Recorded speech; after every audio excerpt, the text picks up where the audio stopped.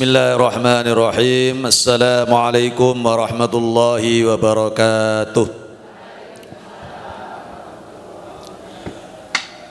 Alhamdulillah wassalatu wassalamu ala Rasulillah wa ala alihi wa ashabi wa mawalah wa la hawla wa la quwata illa billah. Subhanaka la ilma lana illa ma 'allamtana innaka antal alimul hakim. Wa tub alaina innaka antat tawwabur rahim.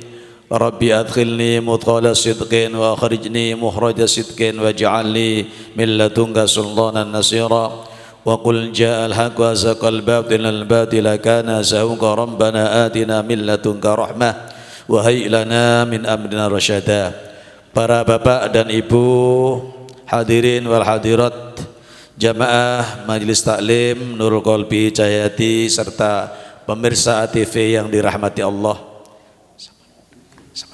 Alhamdulillah, rasa syukur malira bersama-sama kita aturkan kepada Allah Subhanahu wa taala atas segala limpahan karunia rahmat taufik hidayah inayahnya sampai pagi ini kita dalam keadaan siha wal afiyah. Sehat jasmani, sehat rohani, sehat iman, sehat Islam, sehingga kita bisa hadir di majelis taklim yang notabene adalah Riyadul Jannah. Amin ya rabbal alamin. Salawat dan salam mudah-mudahan tetap terlimpahkan kepada baginda Rasulullah Muhammad sallallahu alaihi wasallam. Tema kita pada pagi hari ini adalah 10 dampak perbuatan dosa. Para bapak dan ibu yang dirahmati Allah, Allah Subhanahu wa taala berfirman dalam Al-Qur'an, A'udzu billahi minasyaitonir rajim. Bismillahirrahmanirrahim. Man jaa'a bil hasanati falahu 'asyru amthaliha wa man jaa'a bis sayyi'ati fala yujza illa mithlaha wa hum la yudlimun. Artinya, barang siapa yang berbuat satu kebaikan, maka baginya 10 kebaikan yang telah ia lakukan itu, dan barang siapa yang berbuat satu kejahatan, maka tidak dibalas kecuali sepadannya dan mereka tidak akan dianiaya. Al-Imam Abu Lays As-Samarqandi mengingatkan kita sebagai umat Islam tidak boleh tertipu dengan keberadaan ayat ini.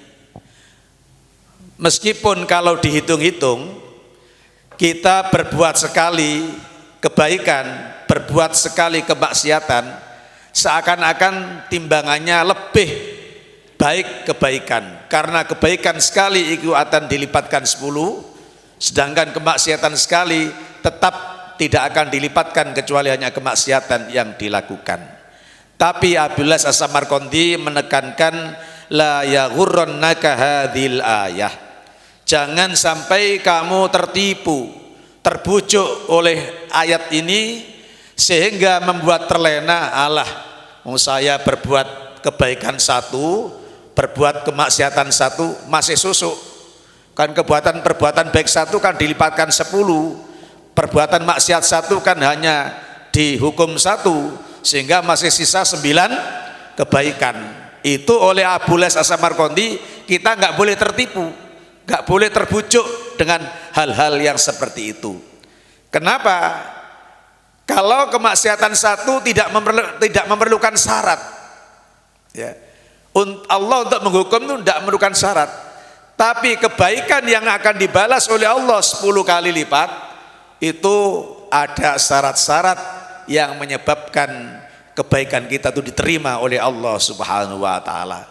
Antara lain ikhlas. Antara lain dia berbuat itu ada niat. Antara lain dia berbuat itu memiliki ilmu. Jadi kalau syarat diterima amal itu harus memiliki ilmu. Tapi kalau syarat untuk dihukumnya sebuah dosa tidak perlu syarat. Karena orang salah itu patut dihukum. Inilah Abu Lays As-Samarqandi mengingatkan kepada kita umat Islam, jangan sampai tertipu dengan ayat ini. Kita sebagai umat Islam cukup meyakini bahwa kelipatan perbuatan baik 10, 70, 100, 700 ini adalah sifat daripada kasih sayang Allah Subhanahu wa ta'ala. Dan insya Allah kalau kita istiqomah beribadah, tentunya kita akan mendapatkan kasih sayang dari Allah Subhanahu wa ta'ala. Lantas beliau boleh Samarqandi menuliskan apa saja dampak daripada perbuatan dosa. Ya. Yang pertama, annal abda idza amila sayyi'atan faqad asqata khaliquhu ala nafsi wa huwa qadirun alaihi fi kulli waqtin. Yang pertama, dampak perbuatan dosa, apabila seseorang melaksanakan satu saja kesalahan, satu saja dosa, maka dampak pertamanya adalah dia telah membuat murka zat yang menciptakannya, alias membuat murka Allah Subhanahu wa ta'ala. Sedangkan Allah Subhanahu wa ta'ala mampu kapan saja, di mana saja menghukum seseorang. Jadi bahaya kalau kita maksiat itu, karena maksiat itu bisa saja dibalas oleh Allah di dunia, bisa saja dibalas oleh Allah di akhirat. Dan setiap perbuatan maksiat berpotensi untuk mendapatkan balasan Allah Subhanahu wa ta'ala baik di dunia maupun di akhirat, kalau mati tidak bertaubat. Jadi orang pasti berbuat salah, kesalahan itu akan berdampak siksa.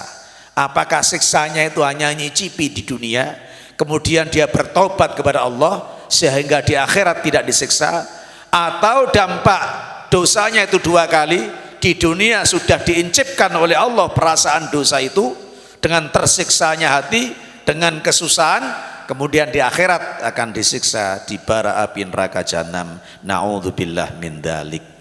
Maka solusinya, ketika kita berbuat salah, harus segera bertaubat kepada Allah Subhanahu wa ta'ala, alias kembali kepada Allah, salah satunya dengan banyak membaca istighfar. Itu yang pertama. Kemudian dampak yang kedua dari perbuatan dosa, annahu farrahaman wa abghadu ilaihi wa wa iblis atullah. Orang yang berbuat dosa itu menyenangkan musuhnya, menyenangkan setan, menyenangkan iblis alaihi malaknah. Tuh, lawang musuh kok digawe seneng, keliru tah keliru niku, kelintu.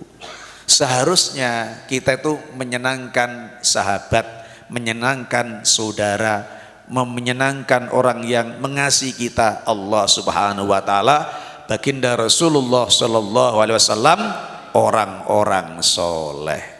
Tapi kalau kita berbuat dosa, yang kita senangkan bukan Allah, yang kita senangkan bukan Rasulullah, yang kita senangkan bukan saudara-saudara kita yang muslim, tapi yang kita senangkan justru musuh kita, iblis dan setan alaihi malaknah.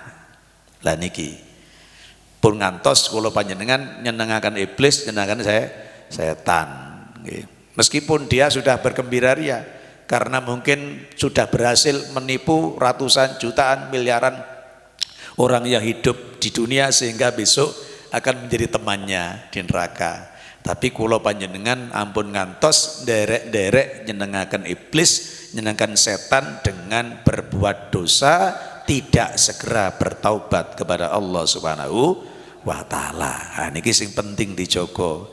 Dadi monggo nyenengno dulur, nyenengno kanca, nyenengno Kanjeng Nabi, nyenengno Gusti Allah, mumpun sampai nyenengaken musuh-musuh Allah. Yang ketiga, dampak orang berbuat dosa, anna taba'aduhu min ahsanil mawadhi wal jannah. Orang yang berbuat dosa itu dampaknya adalah menjauh dari tempat yang baik di dunia maupun surga di akhirat. Dadi wong niku lek maksiat niku cedhek nang tempat sing elek, cedhek nang neraka. Tapi tiang ini kalau ibadah, ngaji, isu-isu wis pagi harinya dimulai dengan membaca Al-Quran, pagi harinya dimulai dengan hadir di majelis taklim, melakukan ibadah mahdho, nanti diteruskan lagi ibadah ke pasar, diteruskan lagi ibadah ke sawah ladang, diteruskan lagi seandainya tidak hari Minggu, ibadah di kantor-kantor. Ini luar biasa. Di pagi hari sudah berada di tempat yang baik, di pagi hari sudah berpotensi untuk mendapatkan balasan yang baik, di pagi hari seandainya dipanggil oleh Allah Subhanahu wa taala, berpotensi dimasukkan surganya Allah Subhanahu wa taala. Dadi wong maksiat, wong salah siji, ketiga jauh dari tempat yang baik, termasuk tempat yang baik di akhirat itu adalah surga. Sehingga kalau kita berbuat maksiat berarti menjauhkan diri dari surga. Meskipun sementara hadis yang terkenal itu berkenaan dengan masalah dermawan. As-sakhiyu qaribun minallah, qaribun minan nas, qaribun ilal jannah, ba'idun ilan nar. Wong loman iku cedhek nang pangeran, cedek nang Kanjeng Nabi, cedek nang menungso, adoh nang roko. Sementara orang yang bakhil itu jauh dari Allah, jauh dari Nabi, jauh dari manusia, dekat kepada neraka.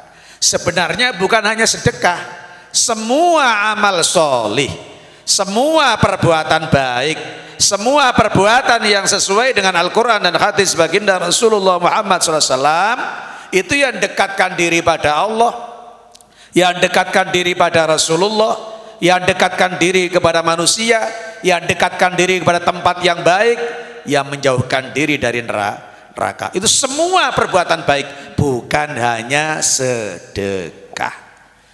Kalimatin thayyibatin, ucapan yang manis, zikir kepada Allah dengan Al-Quran, dengan istighfar, dengan tasbih, atau menyapa saudara sama muslim, itu juga mendekatkan kepada Allah, mendekatkan kepada Kanjeng Nabi, mendekatkan kepada orang-orang soleh, mendekatkan kepada manusia, juga menjauhkan ke neraka. Jadi meskipun dalam hadis itu sering kita dengarkan hanya orang yang dermawan yang kepada Allah, tapi sebenarnya semua perbuatan yang baik itu mendekatkan kepada Allah. Semua perbuatan yang baik mendekatkan kepada Kanjeng Nabi. Semua perbuatan yang baik mendekatkan kepada manusia. Semua perbuatan yang baik mendekatkan kepada surga, dan semua perbuatan yang baik menjauhkan ke neraka. Sakjane ngoten sedaya, mboten kemek sotah koto, termasuk ngaji.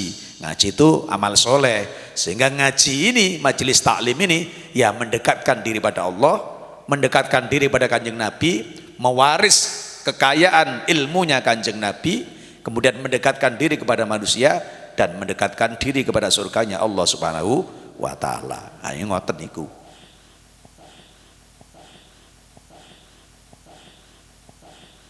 Berikutnya, tadi yang ketiga menjauhkan dari tempat yang baik. Yang keempat, taqarrubu ila syarril mawadhi wa wajannam. Perbuatan maksiat mendekatkan orang yang melakukan kepada tempat yang paling jelek, yaitu neraka jahanam. Maka kemaksiatan itu menyebabkan menjauhkan diri kepada Allah, menyebabkan diri dari Rasulullah, menjauhkan diri dari manusia, menjauhkan diri dari surga, mendekatkan diri kepada neraka. Makanya di sini dikatakan yang keempat, kalau orang berbuat salah, berbuat maksiat sampai mati tidak tobat, ini mendekatkan kepada syarril mawadhi, tempat yang terburuk. Ya kalau di dunia tempat yang terburuk ya tempat yang bisa menjadikan fitnah, menjadikan diri kita bahaya. Kalau di akhirat ya maba'dad dunya darun ilal jannah wan nar. Setelah dunia itu enggak ada lagi tempat kecuali surga dan neraka. Lah kalau syarrul mawadhi berarti ya jahanam, neraka jahanam tempat yang terburuk. Nah, makanya sekecil apapun kemaksiatan, kesalahan itu harus kita jauhi karena berpotensi menggiring seseorang yang melakukan kepada tempat yang terburuk, yaitu neraka jahanam. Kemudian yang kelima, dampak kemaksiatan jaffa man huwa ahabbu ilaihi wa hiya nafsuh. Ya. Orang yang berbuat kemaksiatan, ya, ini membuat dirinya menjadi orang yang mokong. Ya. Bahasa Indonesianya apa mokong itu? Beketut. Ya pokok wong sing gak manut dituturi. Jadi ada mau idho, enggak mau menerima sakar dhewe. Itu seperti itu, ya. Bahkan orang yang maksiat tuh mokong terhadap dirinya sendiri. Kenapa? Karena setiap orang ini kan memiliki nafsul mutmainnah. Ya ayyuhatuhan nafsul mutmainnah irji'i ila rabbiki radiyatan mardiyah fadkhuli fi ibadi wadkhuli jannati. Lah setiap orang itu memiliki potensi untuk berbuat baik. Lah kok ada orang nggak mau berbuat baik kok malah berbuat maksiat, berarti kan mokong terhadap dirinya sendiri. Padahal setiap orang itu bisa berbuat baik. Ada yang namanya nafsul mutmainnah.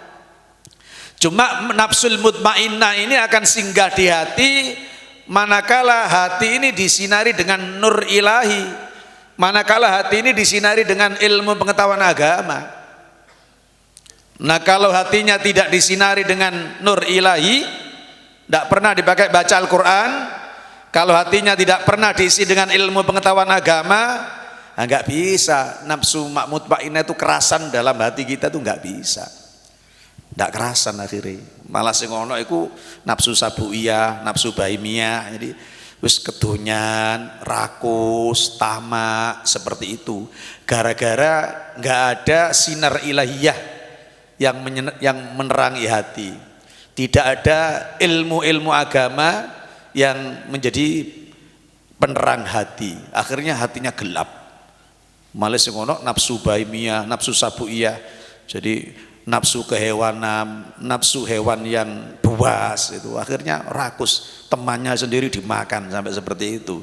Ya makan bukan hanya fisik, tapi mungkin yang dimakan tuh nasibnya, yang dimakan tuh pekerjaannya. Wah ini kembali luar biasa. Nah, setiap orang bisa berbuat baik. Setiap orang baik memiliki masa lalu. Setiap orang yang tidak baik memiliki masa depan. Nah, hanya bagaimana manusia itu menggiring dirinya agar memiliki masa depan yang cerah dengan cara istiqomah melaksanakan ibadah kepada Allah Subhanahu wa taala, antara lain termasuk hadir istiqomah di majelis taklim. Lah ini menyinari hati. Berarti dia mencintai dirinya sendiri. Kalau maksiat berarti dia membenci dirinya sendiri karena dirinya dijerumuskan ke dalam jurang kesesatan. Naudzubillah min dzalik.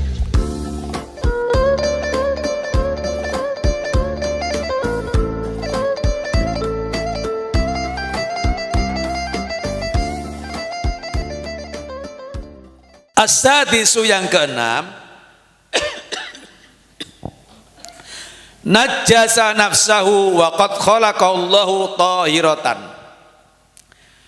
Orang yang keenam dampak dari perbuatan maksiat membuat diri seseorang menjadi kotor. Padahal manusia diciptakan oleh Allah niki bersih, putih kayak kertas. Kullu mauludin yuladu alal fitrah. Manusia dilahirkan dalam keadaan suci. Ay ala fitratil Islam. Kayak sembahyang yo pas, dikae sujud yo pas, dikae silaturahim yo lunga kaji pantes, kayak lunga kaji pantes. Ini fitratul Islam seperti itu. Jadi kalau berbuat dosa itu mengotori dirinya, hatinya dikotori, dirinya dikotori. Padahal kotoran-kotoran itu besok dicuci. Kalau di dunia nyucinya dengan air, Tapi kalau di akhirat nyucinya dengan api. Nah ini mau orang meden-medeni orang. Niki muhasabah. Karena ini masih bulan Januari. Kalau di dunia barang kotor dicuci dengan air. Tapi kalau dosa di akhirat nyucinya dengan api. Lah ini api ini panas saya. Bahkan api yang kita pakai di dunia selama hidup itu hanya percikan aja, percikan peltian jahanam. Iku wis iso ngobong donya mek peltiane tok. Lah mendene genine ya apa? Seperti itu. Nah, jadi yang keenam, orang yang berbuat dosa itu najasa nafsahu wa qad khalaqallahu tahiran. Jadi membuat diri seorang itu menjadi kotor. Hatinya menjadi kotor. Karena hati kotornya, matanya menjadi kotor, telinganya menjadi kotor. Ya, akhirnya nanti yang dibawa adalah kotoran-kotoran itu.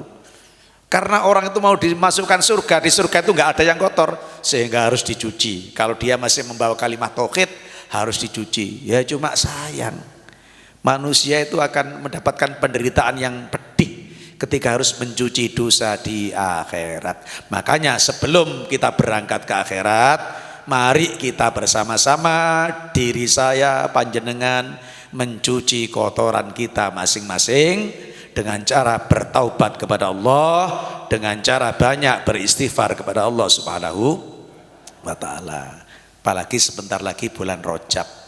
Bulan Rajab itu sudah bulan pemanasan untuk menuju Ramadan. Nabi aja berdoa, ya, doanya aja minta berkah. Minta berkah itu berarti meminta tambahnya kebaikan. Kebaikan itu berarti amal soleh. Amal soleh itu berarti ibadah. Nah itu, jadi ini mulai latihan baca Quran lagi, diperbanyak. Latihan beristighfar lagi, diperbanyak. Kalau biasanya hanya pagi 100, sore 100, ditambahlah sebelum sahur 100. Ya enggak usah terlalu lama, jam 3, jam 2 kepengen. Kalau sekarang itu subuhnya jam 4, cukup jam 4 kurang seperempat saja ya untuk baca istighfar 100. Ya mungkin 2 menit sudah selesai. Itu latihan agar diri kita menjadi bersih. Sebab perbuatan dosa itu mengotori diri kita. Berikutnya yang ketujuh, ada ashabul ladzina la yu'dzunahu wa hum al-hafadhah. Jadi dengan kita berbuat dosa, maka kita menyakiti saudara kita, yaitu malaikat hafadhah. Sejak manusia itu dilahirkan, itu didampingi oleh malaikat yang namanya malaikat hafadhah. Malaikat hafadhah itu malaikat yang memelihara diri kita dari berbagai macam kemaksiatan, itu dipelihara. Cuma kadang-kadang dendeng, wis direksa, wis diopo, sik berbuat maksiat. Berarti kalau kita berbuat maksiat, ya menyakiti saudara kita, malaikat yang menjaga kita, yang namanya malaikat hafadhah. Jadi Abu Les juga menuliskan yang ketujuh, ada ashabahu. Jadi orang-orang yang maksiat, orang yang berbuat kejahatan, yang buat kejelekan, itu menyakiti saudaranya itu. Alladzina la yu'dzunahu, yang saudara itu enggak pernah menyakiti. Siapa dia? Wa hum al-hafadhah. Malaikat hafadhah enggak pernah menyakiti kita manusia. Ya. Nah, kalau kita berbuat dosa itu menyakiti saudara kita yang namanya malaikat hafadhah. Nah, makanya kembali kepada yang awal, janganlah kita menyakiti musuh-musuh kita dengan perbuatan dosa. Senangkanlah saudara-saudara kita dengan berbuat ibadah kepada Allah Subhanahu wa taala, yang membuat Allah, Kanjeng Nabi, orang-orang soleh itu senang terhadap kita. Yang kedelapan, dampak daripada perbuatan dosa, aghzana Rasulullah sallallahu alaihi wasallam fi qabri. Aghzana Nabi, aghzana Rasulullah, menyusahkan Nabi besar Muhammad sallallahu alaihi wasallam. Karena bagaimanapun kalau panjenengan iki sedaya niki umati Kanjeng Nabi. Lek ndelok panjenengan ngaji kaya ngeten iki, Nabi niku remen, Nabi seneng. Delok panjenengan itu mau kalimah thayyibah tahlilan seneng. Delok panjenengan sholawatan seneng. Nggih. Delok panjenengan iki rukun ya Kanjeng Nabi seneng. Oh, delok gegere sumpek. Saiki wis sumpek. Delok wong maksiat umat sumpek. Belum lagi nanti di makbaroh di kubur itu Kanjeng Nabi sebagai saksi. Iku umatmu ya kok kelakuane koyo ngono padha banget. Niku menyusahkan Kanjeng Nabi orang maksiat itu. Padahal Kanjeng Nabi itu orang yang akan memberikan syafaat, orang yang diberi hak oleh Allah Subhanahu Wa Taala untuk menolong kita. Jadi lek ngaji ten ulama-ulama sing alim, syafaat itu ada napa nggih? Ada biyadihi, ada biidni. Lek syafaate Allah ya sakarepe Gusti Allah. Tapi ada syafaat pertolongan itu yang diberikan kepada manusia. Kanjeng Nabi diberi jatah untuk menolong umatnya. Orang-orang yang hafal Quran diberi jatah menolong saudaranya. Orang-orang yang haji mabrur diberi jatah untuk menolong saudaranya dan tetangganya. Biiznillah, dengan izin Allah. Dengan izin Allah, orang sakarepe dhewe bukan. Lah Allah gak ngizini, enggak bisa. Sing gak di sini ya 4 orang yang pernah kita terangkan itu, sing gak bisa ditolong siapapun. Nabi gak iso nulung, wong sing apal Quran gak iso nulung, orang yang haji mabrur gak bisa nolong. Kalau kita gak pernah sholat, kalau kita menjadi orang yang bakhil, kalau kita penggawean yang gedabrus, kalau kita gak percaya pada hari akhir, itu gak pernah bisa ditolong oleh siapapun. Niku ayatnya pun ngoten, fama tanfa'u syafa'atus syafi'in. Tidak bermanfaat pertolongannya orang yang diberi hak menolong oleh Allah Subhanahu Wa Ta'ala. Tidak manfaat. Lek gak sembahyang gak nyambung, gak iso. Lek wonge mau wedit ya gak iso nyambung. Nek wonge pegawai ngedabrus ngomong kan gunane ora nyambung. Pemeneh percaya kuburan kabeh ana kuburan dipendem. Mek ngono tok. Gak ngerti, gak yakin lek ana siksa kubur, gak yakin lek ana nikmat kubur, ya gak nyambung. Masih didongakno wong 1000 dibeleno sapi dongane ora iso teko. Sebab wong gak percaya nang nikmat kubur nang siksa kubur, gak percaya kepada hari akhirat. Ndak datang, gak bisa datang kalau 4 itu.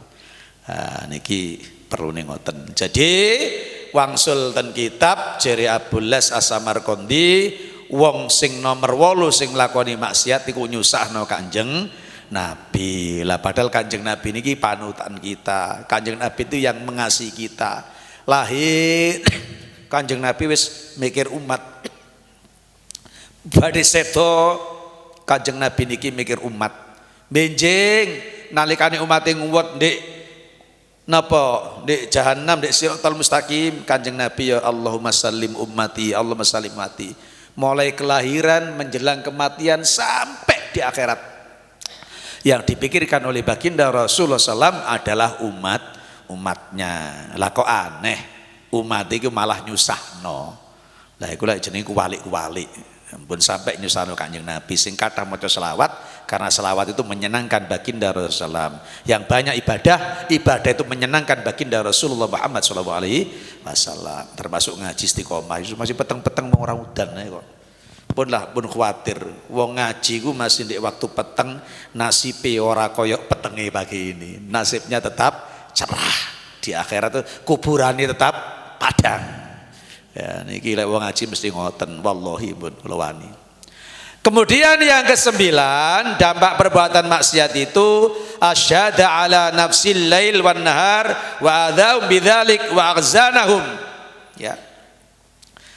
Jadi siang hari ya, menyaksikan dirinya sendiri akhirnya nggih. Menyakiti dirinya sendiri dengan kemaksiatan itu dan menyusahkan dirinya sendiri.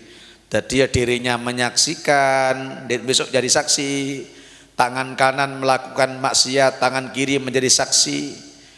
Ya, tangan melakukan maksiat, kaki menjadi saksi. Kaki yang berjalan, tangan menjadi saksi. Menyaksikan dirinya sendiri. Menyusahkan dirinya sendiri. Wong sumpek itu salah satunya disebabkan karena dosa. Kadang-kadang itu duwe akeh. Montor yo duwe, omah yo apik, bojo yo ayu, sumpek sian. Iki karena dosa. Sing gak rumangsa nglakoni, gak sadar melakukan satu perbuatan. Lah apa sing disumpeki? Wong duwe wis duwe, montor wis ana, omah wis apik, bojo ya nyepak, kok sik susah. Sing dipangan saulan ya ora entek. Lah apa kok susah? Apa sing dipikir? Lah ya itu. Enggak tahu sebabnya saya susah. Dosa wis. Kok lek ana susah, kok gak harus sebabe? Sebabe dosa. Yang banyak baca istighfar akan dilapangkan oleh Allah Subhanahu wa taala insya Allah. Dadi niku tok mawon.